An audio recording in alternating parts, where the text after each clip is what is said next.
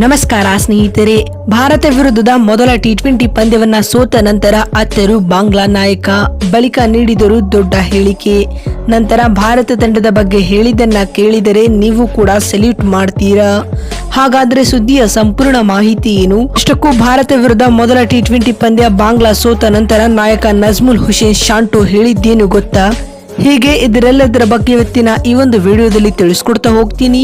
ಆದ್ದರಿಂದ ದಯವಿಟ್ಟು ಈ ವಿಡಿಯೋವನ್ನ ಕೊನೆವರೆಗೂ ನೋಡಿ. ಹೌದು ಸ್ನೇಹಿತರೆ, ಸದ್ಯ ನಮಗೆಲ್ಲ ಗೊತ್ತಿರುವಂತೆ ಟೀಂ ಇಂಡಿಯಾವು ಬಾಂಗ್ಲಾ ಪ್ರವಾಸದಲ್ಲಿದೆ. ಈಗಾಗಲೇ 2 ಪಂದ್ಯಗಳ ಟೆಸ್ಟ್ ಸರಣಿಯನ್ನ 2-0 ಅಂತರದಿಂದ ಗೆದ್ದು ಬೀಗಿರುವ ಭಾರತ ತಂಡ ಇದೀಗ ಮೊದಲ ಟಿ20 ಪಂದ್ಯವನ್ನ ಕೂಡ 7 ವಿಕೆಟ್ಗಳಿಂದ ಗೆದ್ದುಕೊಳ್ಳುವ ಮೂಲಕ ಬಾಂಗ್ಲಾ ತಂಡಕ್ಕೆ ಶಾಕ್ ನೀಡಿದೆ ಸ್ನೇಹಿತರೆ.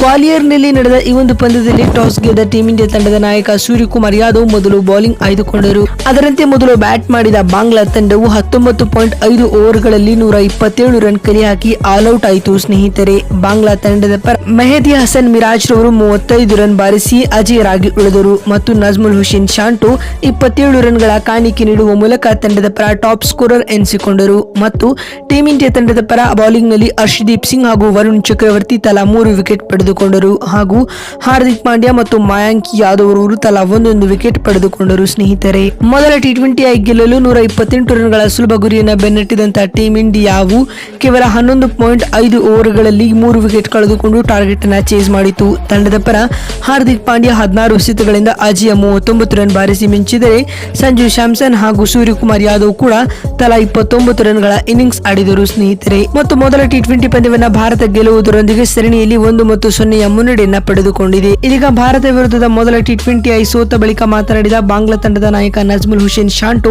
ಈ ರೀತಿಯಾಗಿ ಹೇಳಿದ್ದಾರೆ. ಟಿ20ಯಲ್ಲಿಯೂ ಕೂಡ ಟೀಂ ಇಂಡಿಯಾ ಇಷ್ಟು ಅದ್ಭುತವಾಗಿ ಆಡುತ್ತದೆ ಎಂದು ನಾನು ಊಹಿಸಿರಲಿಲ್ಲ. ಸೂರ್ಯಕುಮಾರ್ ಯಾದವ್ ಒಬ್ಬ ಹೊಸ ನಾಯಕ. ಅವರು ಕ್ಯಾಪ್ಟನ್ ಆದ ಬಳಿಕ ಟೀಂ ಇಂಡಿಯಾ ವಿರುದ್ಧ ನಾವು ಆಡುತ್ತಿರುವ ಮೊದಲ ಟಿ20 ಸರಣಿ ಇದಾಗಿದೆ.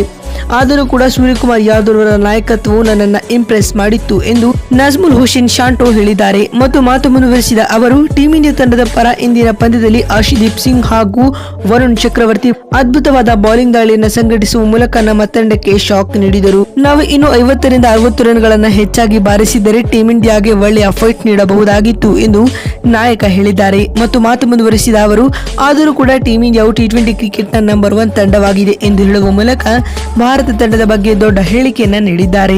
ನೋಡಿದ್ರಲ್ಲ ಸ್ನೇಹಿತರೆ, ಭಾರತ ವಿರುದ್ಧ ಮೊದಲ ಟಿ20 ಪಂದ್ಯ ಸೋತ ನಂತರ ಬಾಂಗ್ಲಾ ನಾಯಕ ಹೇಳಿದ್ದೇನು ಅಂತ ತಿಳಿಸಿಕೊಡುವ ನಮ್ಮ ಈ ಪ್ರಯತ್ನ ನಿಮಗೆ ಇಷ್ಟವಾಗಿದ್ದಲ್ಲಿ ತಪ್ಪದೆ ಈ ಕೂಡಲೇ ಈ ವಿಡಿಯೋಗೊಂದು ಲೈಕ್ ಮಾಡಿ.